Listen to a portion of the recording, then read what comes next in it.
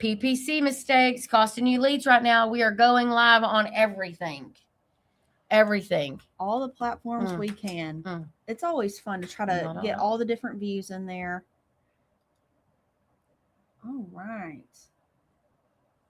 Let's just try some. Darian and Madison behind the scenes, it looks like we're not live on Facebook because we've got some sort of deletion on there. So if someone wants to check on that, but welcome to everybody else that's joining the party. TikTok, what's going on? So if you see Emily and I looking down and up, we're talking to TikTok on our screen here, and then to you guys in YouTube and LinkedIn land, and hopefully Facebook land soon, all about PPC mistakes. Now listen, I don't know about you. I want to be very clear. Not a PPC expert.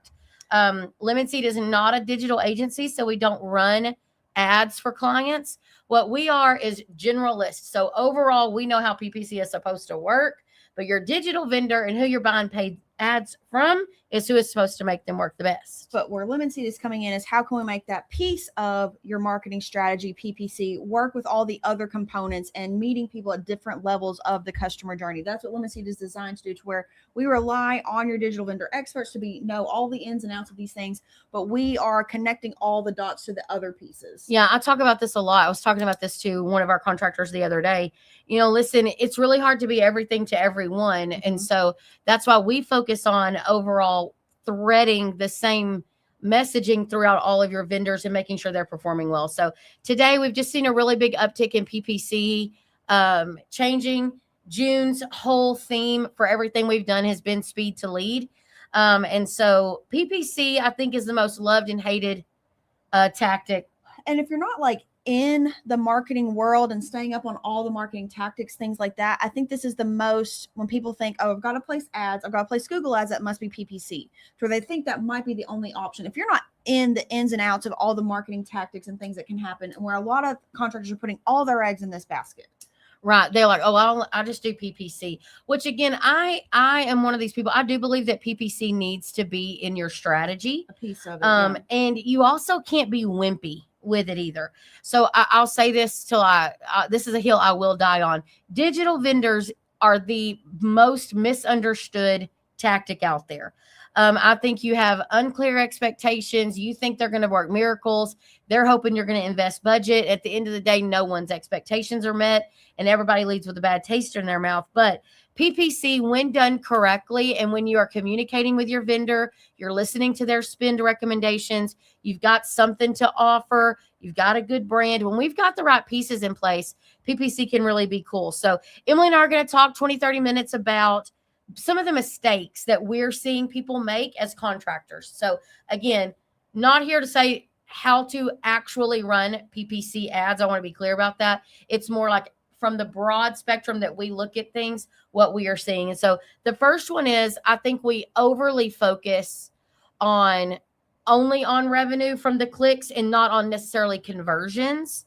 And so, yesterday I sat on a really good call with one of our clients and their PPC vendor. Shout out to Drew Teller. He did a great job on this. And basically he was talking about how their conversion was really low on some certain ads. And so he's like, I'm going to change the language on these ads to increase conversion. Those are conversations that you need to be having. Well, and knowing that things are being monitored, they're being alive. It's not a set it and forget it type thing. And contractors can get frustrated in having to have the constant manipulation and massaging of it. But if you want things to be successful, it does take that intentionality. Like, let me try this. Let's rework this. I'm in my numbers. I'm looking at the conversion rate. I'm looking at revenue generated, all those key metrics, and massaging it to make it work for you. But if you're wanting to set it and forget it, you will oftentimes spend way more than you should be and not having results that anybody wants. Yeah. And you end up honestly just defeated with the spend. So then on the other side, right, on the other side of our life, we had a client yesterday that our strategist reached out and said, this client told their vendor to spend $5,000. They've spent $14,000. And the vendor comes back and says, well, we were testing out all these things, but you're right, none of it worked. Well, sorry, vendor, that's a hard pill to swallow. Right. Again, we're trying to align everyone's expectations. So really we need to focus on a couple of things. Are you spending the right money? And then do those leads actually convert over to an opportunity for your internal team to be able to book them and go service them. And then what are the average tickets on there? We've got to look at things much more clearly about what is the, again, conversion to revenue. I don't know about y'all. I've never been able to one time make a payroll at Lemon Seed over our clicks on our website. We got to have conversions. We've got to have revenue driven. So the number one thing is let's focus on conversions and then what your team is doing with each lead. So if you only got one lead, what'd you do with it? If you got 20 leads, what'd you do with all 20? And then giving actual feedback to your vendor would be a good step. Yeah, another key thing to have, and that where you can help track some of that measurability, is having individual landing pages built out. So not just having your ads redirect to your homepage, but if you're running PPC plumbing in this area, you need a landing page for that. If you're running PPC HVAC for this location, have a landing page for that. Again, it takes a more dialed in approach. It takes a lot more intentionality into it, but that is where you can start to see where your traffic is going. It has a lot more custom curated experience for the clicker, for the person clicking on that. But you want to have those things where individual form fills, individual landing pages, so that you can track a little bit more specifically than just directing them to your homepage where they can get lost in too much information oversaturation there. Yeah, and definitely like landing pages are definitely a strong strategy. And sometimes they want to do direct, like click to calls and things like that.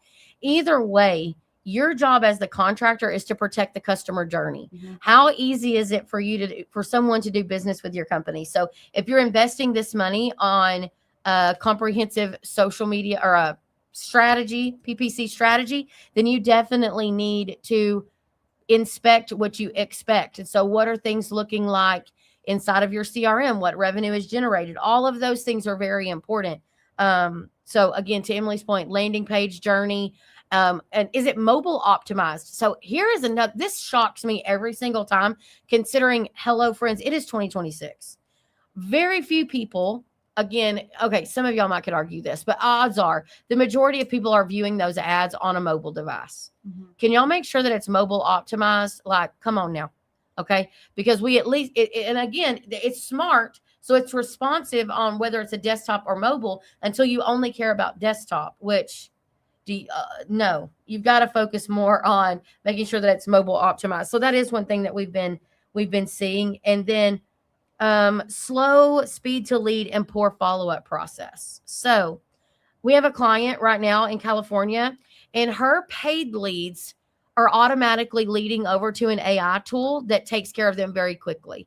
So again, if you are very bothered by, okay, I need to be the one that answers the phone, it needs to be a human, then speed to lead is going to be a challenge, especially with all of the, let's call AI tools resources, the resources to be able to be quicker. So even if you can use creative language here. So let's say that you turn all of your paid ads, LSA, Yelp, Angie, and PPC over to some sort of AI tool where people get the option to book with AI or speak to a live human. That alone can speed up your response time. 100%. If you have a Chirp or anything like that integration, you can be toggling those things to be responsive. Again, this takes you, contractor, setting this up on your side, telling your vendors what you want, telling them what you need to happen. Those things are really important for overall success. No, 100%. And if you don't have those things in place, like AI answering that can help, either be backup or be your first line of defense, things like that, being very intentional to your ad schedule. So like, if you're not going to answer the phone on weekends or after hours, things like that, then don't set your ads to run during those time frames. Again, you've got to have those things in place to be able to where if someone is searching for you on a Saturday and they click on your ad, can you actually answer the phone in some way, whether it's through a human or an AI or something? But like, don't be wasting ad spend on something that you cannot fulfill on, or you're unwilling to fulfill on by not having those things in place. Yeah, and a lot of that is literally you saying it out loud to yourself. Mm-hmm. So like, oh yeah, you know what? I'm not going to answer the phone on the weekend. I don't even have anybody answering that. It goes to it. Okay, then we don't need to be running paid ads. Correct. On the weekends. Yeah. But again, you're going to look at me like, that's so stupid. But it's only because you didn't think about it, right? So these are things you need to think about. A lot of times I tell everybody, odds are you need to be running ads Monday through Friday anyway. Mm-hmm. Unless you're like a full-fledged thing going on the weekends, then go for it. Or if that's like your unique selling proposition, like, hey, we're open 7 days a week with no overtime charges. Like that can be something that you hang your hat on. And so then like really tout that and tell that story, but you've got to have something unique about it. Yes, absolutely. So The other one that we wrote down was missing or inaccurate conversion tracking, which we kind of hit on this, but again, I go to overall tracking, overall knowing what's going on. Like Emily mentioned earlier, the landing pages. Work with your PPC vendor, who you are buying those ads through, to see what their secret sauce is for how people actually call in or contact the business. So this is a perfectly reasonable question to say, okay, I want to run PPC. The vendor's going to say, okay, what's the offer? What's the ad spend? And then your next question needs to say, okay, how are people going to reach out to us? Is it a tracking? Like, is it a phone number? Is it a form fill? What is it? And then be intentional about that strategy so that you have clear expectations. Because you want to grab every single lead that comes through those ways. So you need to understand the complete customer journey. And then if you've got tracking set up, whether it's unique tracking codes or actual phone numbers, then you're actually able to go in and see, okay, I got my PPC company says that I got 37 leads. I only show that 20 of them called, and then we were only able to book 15 of those. And of those 15, it only converted over into 8 actual jobs. There's power in knowledge. Mm-hmm. But if we're just floating around the atmosphere, letting PPC run, and it's going to your main homepage, calling your main number, you only can rely on what the digital company's telling you. You have no backup of your own to support what they're telling you. And so it's important that you have accurate conversion and revenue tracking abilities. 100%. And I think we could even do a whole other podcast about this, but like, you're going to turn on ads, you're going to invest in ads. Again, leads are coming in. How many are you able to actually book? Like, that is a huge piece. Like, if you are operationally not efficient, if you have a booking problem, marketing will only heighten and compound your operational inefficiencies, your deficiencies there. So again, don't be driving more leads if you cannot answer the phone, if you cannot book the call. It'll only exacerbate that problem there. I talked to a client yesterday, or a potential client. Let me say that potential client yesterday. We were talking through things, and he said, "You know what, Crystal? I've got to get a better at CSR, and I've got to get House Call Pro fully set up before I come on board with you guys."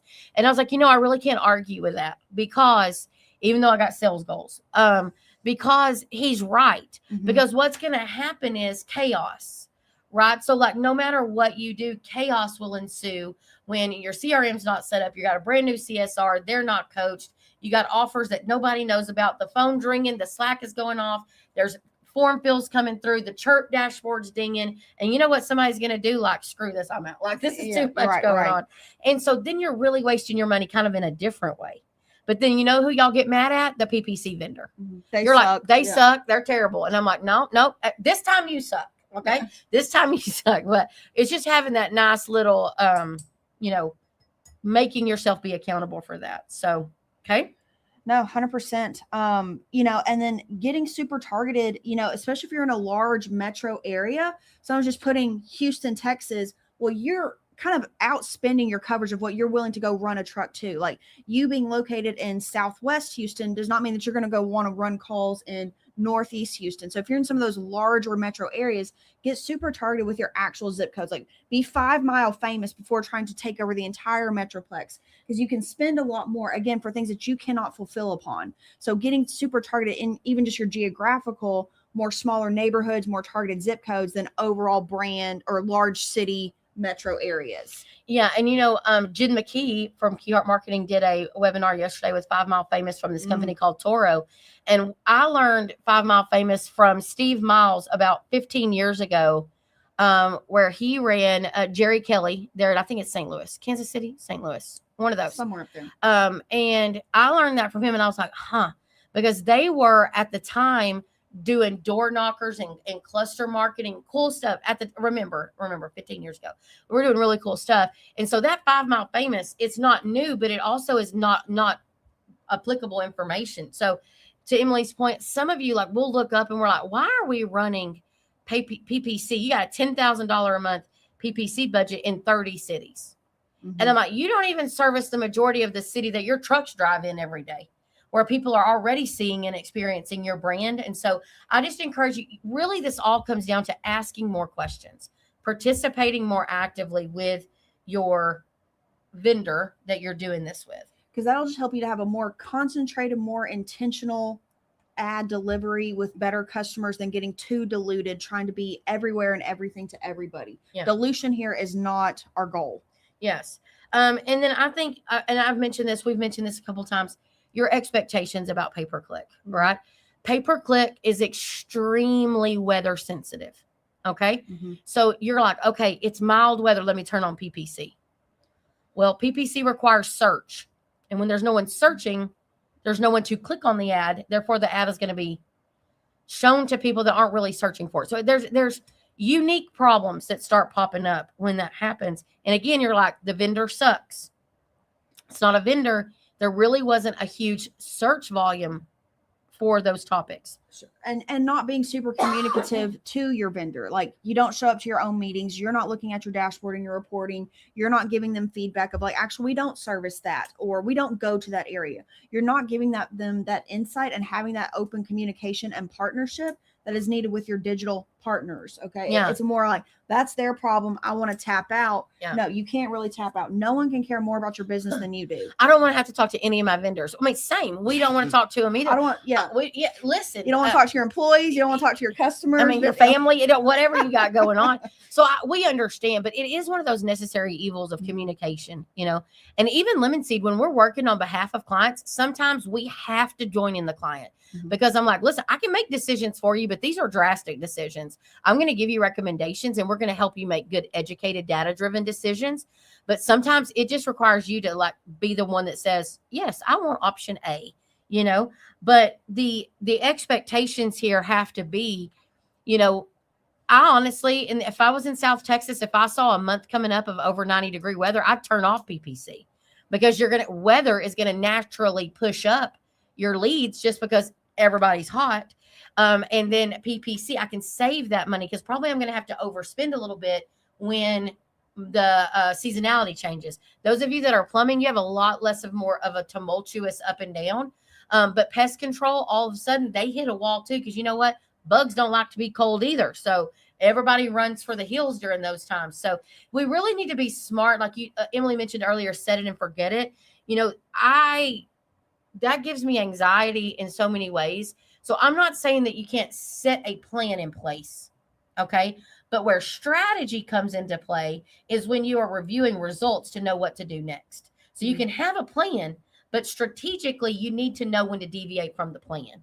And so plan is surface level. Listen, everybody can have a plan, but a strategy about how to win is a little bit different there. Correct. So, and same thing on your budget, like you said, just not having to set and forget it. So don't take your overall yearly marketing budget and just divide by 12. And that's what I'm doing each month. Like, no, to your point of it having the seasonality and ebbs and flows and different demands, so should your budget on certain tactics like this. I mean, some of y'all need to be able to save money during the summer because it's going to be hot. Correct.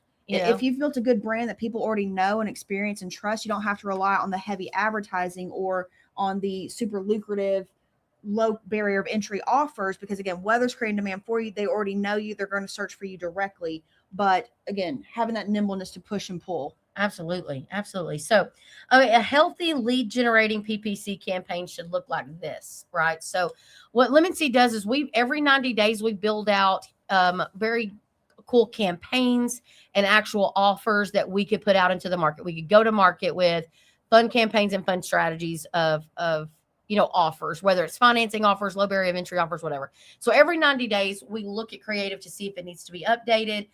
Maybe we were changing for seasonality and all those things. So I think number one, that's important. Having some type of offer or offering. So not necessarily maybe even a discount or a coupon code, but something unique that allows the language to help you stand out in a crowded space of PPC. I think working with the vendor to understand their philosophy and their secret sauce of how they run PPC. There's a reason that there's multiple PPC vendors out there. They all have their own strategies, and you need to understand which one of those strategies most closely aligns with yours, hopefully ours, and then communicating with them and being willing to give the budget that they need, but then monitoring the heck out of it. Right. Both for how you could optimize that budget better on the inside of your office and how they could be optimizing it better, like giving good feedback of this was out of service, this were weak leads, none of these people can qualify for finance, whatever it is. But I think that's really important. And then the biggest piece of an important and it's healthy lead generating campaign is communication. making the calls, inspecting your numbers, asking questions. Most vendors welcome collaboration. Correct. Honestly, they get further with collaboration. Okay. You just need to be you need to be impactful to the relationship by communicating. And I think you hit on the nail of the head. It was like, what is their secret sauce, their philosophy to running those things, and making sure that like you agree and partner with that. Do not hire someone and then go off of what someone said in a Facebook group of like, this is what's working for me. And then telling that vendor, you need to do this because so-and-so said that's what's working for them. You need to make these partnerships be something that like you agree with their secret sauce. You know what it is, and you're trusting that process to do with that. Yeah. And I'll tell you another little thing. So, Lemon Seed is not vendor specific. So a lot of people think this sometimes, but like we have clients that are on Relentless, clients that are on Online Access, clients that are on CI Web Group, clients that are on WebFX, clients that are on local places. Our job is to connect the dots. So if I know that you're a CI Web Group website, I know that Drew Teller knows how to run PPC that works better with that web vendor. So we're going to make that recommendation, but then we might also say, but hey, here's another PPC option, interview them and let's see how they work. So again, that's our job, to push and pull. And listen, for everybody that loves one of those vendors, there's 5 people that love them and 10 people that hate them. So it's always this, because people will tell me, well, oh my gosh, I can't believe you refer that person. And I'm like, listen, that vendor kills it for this contractor. This sometimes, I'm going to say most of the time when there is breakups in relationships, it's one of 2 things. Either you yourself are having a personality conflict with the way that they do things, or you truly can't meet their expectations of what they want you to spend. You're just not there at a budget level. And so some people won't even take you until you're spending $10,000. Some people love to help the smaller guys. Some people don't want you to do PPC. They want you to do a different style of paid ad. That's why strategy matters. And that's why advocates for you matter, is because you know what? It's a dog-eat-dog world out here in marketing, and there's 100 good choices. There's plenty of bad ones too, but there's lots of good ones. You can go lots of directions with your marketing in the home service space and be really good decisions. And so we've partnered with some great people that serve all type of secret sauces and great things. So I think the closing takeaway is, it's not just about getting traffic really. It's making sure that we're getting the right traffic. So the right audience, creating that really good customer journey that is beneficial, right? Beneficial. And then also having system in place that turn those clicks into customers, your speed to lead or your CSR is trained, and all of those good things. Yeah. So your targeting is tight, your landing page converts, someone is actually watching it, monitoring it. Yeah. And if your PPC campaigns are failing, it's because one of those things here is not firing on all cylinders. So if you're looking for help to connect all the dots of your marketing plan and your marketing tactics, that's what Lemon Seed is designed to do. We are marketing strategists. We are the conductor to your orchestra. So we partner with those individual vendors that are experts in their individual fields, but we connect all the dots, create a lot of organization to your marketing plan, create a true strategy, not just a plan, but a true strategy to help contractors grow and flourish and meet their own individual goals. I did have this client yesterday, or again, potential client. He was like, I've been following you for like 3 years. I love everything y'all do. I know everything about Lemon Seed. I just couldn't pull the trigger. And I said, why have you never just scheduled a call to see what we do? And he's like, I don't know. I don't have any idea. Like, what if y'all are really expensive? I said, well, expensive is all relative, right? So it was a good point to me. Like, listen, Lupita can explain the product that we have, how it works, because it is unique. What Lemon Seed does is unique. I will tell you, I don't personally think that we have a direct competitor that does exactly what we do in the way that we do it. Are there other fractional CMOs? Yes. Are there other branding companies? Yes. But as far as a holistic product, Lemon Seed is pretty unique. And we try to stand out. So I encourage you, like, schedule this free meeting with Lupita. She's really fun and sweet. She's Lupita, but have a call with her and just see if what we offer is something you can budget for, plan for, or maybe you never know. Odds are you're ready now. So we would love to visit with you. Thanks for listening today. We'll talk soon. Bye.